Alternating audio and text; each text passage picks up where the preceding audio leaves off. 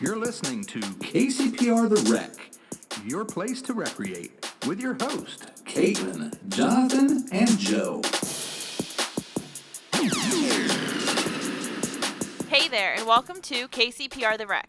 Today's podcast, we will bring you a conversation about esports coming to Parks and Recreation. We'll give you some of Joe's sounds, take a look at upcoming recreational programs with what's on deck for Parks and Rec, and of course, give you a national day for today. Today's National Day. Today is National Absurdity Day. That's absurd.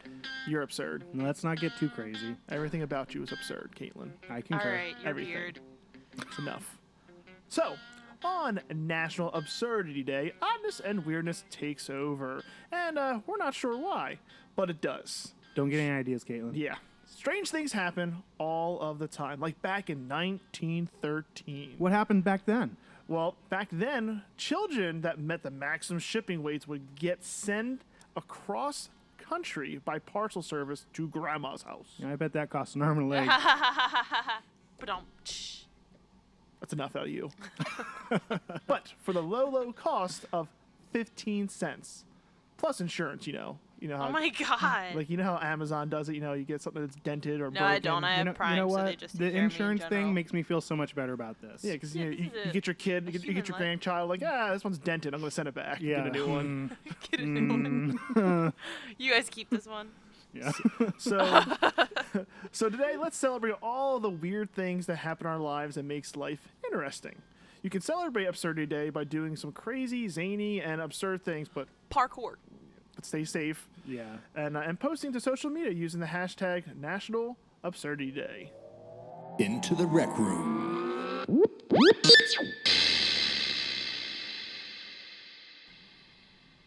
All right, so today we wanted to have a conversation about electronic sports, or esports as we call it, and how that fits into recreation. Esports sounds so much better. It does, and from Yeah. here on out, we will just refer to it as esports. I appreciate that. Sure. So we actually are, we have previously read and are discussing kind of an article that came out from the National Recreation and Parks Association back in early September on 2019.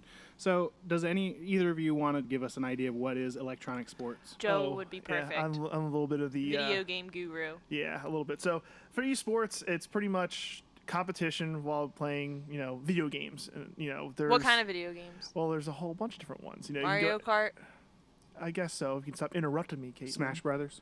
Smash Brothers was one of them too. But a lot NBA of them 2K? A lot of them kind of revolve around Madden? some of the sports games like Madden, NBA, 2K, NHL. Call of Duty? They can do Call of Duty. They can do Fortnite? Like first-person shooter games? I feel like we know more about this than Joe. He's like, we're spitting out Yeah. all these games. And I Joe's- know. I mean, you can split them off because you're reading them off. I'm not reading them off of paper. I'm reading them off my brain. Yeah. Okay. So people actually go and are like spectators? There's for actually esports? stadiums for it. What? Yeah. So You mean people actually, pay money to go watch other people play Yeah, video you buy games? tickets. 'Cause- yep. But what if I don't want mean, to travel? What have if you- I want have to do you it from seen home? YouTube? Have you Oh, seen YouTube people watch? They do it on YouTube? Yeah, you can watch people play video games on YouTube. So this is more of watching teams. 'Cause one of the ones I watch the Overwatch League, which is they have teams all over the country and actually overseas too, where they meet. And I think it was in LA the past couple of years where they would legitimately have there are 6 guys on that team, there are 6 guys on that team, and they just play and they have matches. They have a season, then they have playoffs, and then they have championships. This is crazy to me. Well, this is kind of like Clash of Clans. They do the same thing. You Mobile games don't count. You so. guys and your games. Mobile So games definitely count. Not- So, not- Caitlin, not it my seems rule of like thought. esports is becoming like kind of a big thing. Yeah, a real big thing. And it's projected to be worth $3 billion in 2022. Yeah, that's amazing. I mean, That's crazy. in 2019, it's worth about $1 billion worth of revenues, and that's up from 7 years ago, only $130 million. And I know recently, Only. I know other schools have it too. I know my college actually recently just has now, has an esports team too, where they actually have a full on, not like a stadium, but they have a Get full on like scholarships. room. It's Division 3, so no, but they have a full on like room where they have the computer set up to play.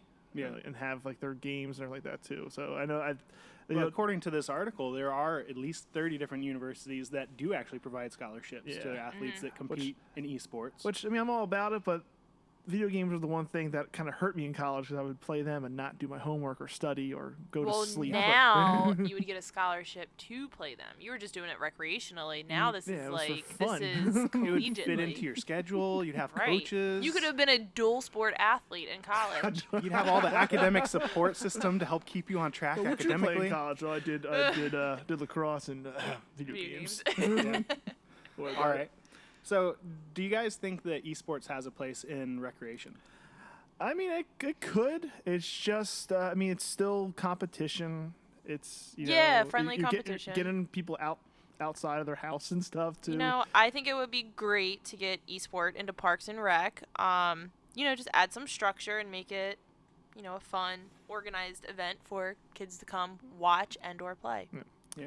I mean, one of the interesting points that the article brought up that I really appreciate is that it provides an opportunity for Parks and Recreation to reach some of those harder to reach demographics. The stay-at-home, Yeah. on Or TV. even the folks that, maybe they can't participate in competition the way that most of us do, right? Maybe they have, for one reason or another, they're not able to compete against other individuals. And so by having the opportunity to compete on a virtual playing field, that gives them the chance to enjoy that friendly competition. Yeah. Friendly. Multiplayer. Or not so friendly. Have you never been in a Xbox 360 chat room? That one's nice. Well, Everyone hates each other. we will leave that for another conversation. Oh boy. But we'd love to get Yeah. you guys' opinion on this. If you'd like to, you can comment on social media, reach out to us, and let us know. Do you think that Kent County Parks and Recreation should bring esports to its programmatic offerings? If you know Joe Paugh, you know he loves to play games with everyone and he likes to make a lot of sounds. That sounds kind of This is interesting. true. So I feel like this is the right segment for Absurdity Day. Hey, Joe, what's that sound? All aboard! So we know how this goes, Joe. You're gonna play a sound for us. We'll write it down, and we'll each try to guess. Jonathan and I will try to guess what sound this is. So you can keep score for us. All right, so our first sound. These are the sounds of Brecknock Park.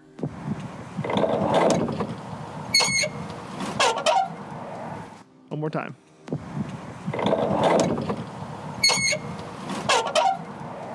All right, guys. What is your answer for the first sound? I just said Kubota. You said that was the Kubota? Yeah. What about you, Jonathan? I said the Nature Center door. Oh. You are both wrong. Okay. What was our latest Just event what we was had? it? It was the barn door at Brecknock. Ah, I mean, you guys heard Joe's me do it at favorite. least 100 Hey, times per I night. barn door. All right, ready for the next one? 0-0.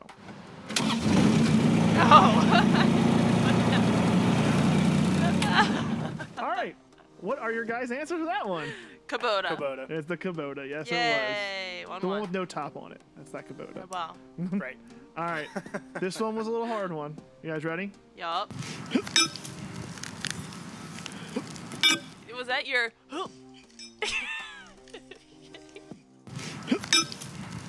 feel like Joe's been working on the railroad. So, All right, what do you guys got for this sound?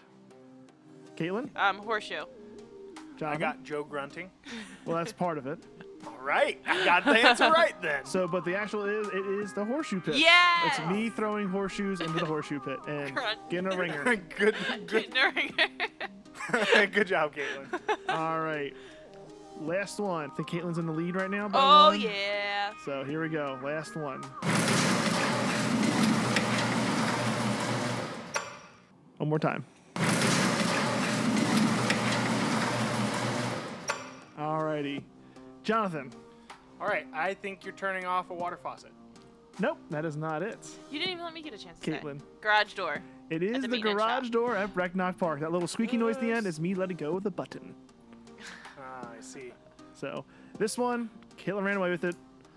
I think he got. I wish I had a victory song. He had 3-1. Or 3 and a half. 3 to 1.5. Thank you. Yeah. So. But we're all winners here. It's all right. I'll get you next time. Game on. So, Caitlin, do we have some things coming up? On Deck with Parks and Rec. So let's take a look at some of our upcoming programs that we still have to offer before the end of the year. First up, we have our Operation North Pole, and we are still in need of finding Santas who can help us spread holiday cheer to a bunch of the little ones around Kent County. So if you are interested, please make sure you reach out to our office. The next one that we have is an event called the New Year Celebration. We're going to have that on Monday, December 30th, from 6 o'clock to 8 o'clock. It's going to be $3 per kid. Parents come in free. And if you are interested in any of this stuff, you can check us out online at www.co.kent.des.us/parks-recreation.aspx. Well, we are really thankful that you chose to spend your time with us today. We hope that you enjoyed this episode. On our next episode, we're going to have a conversation about sponsorship in recreation.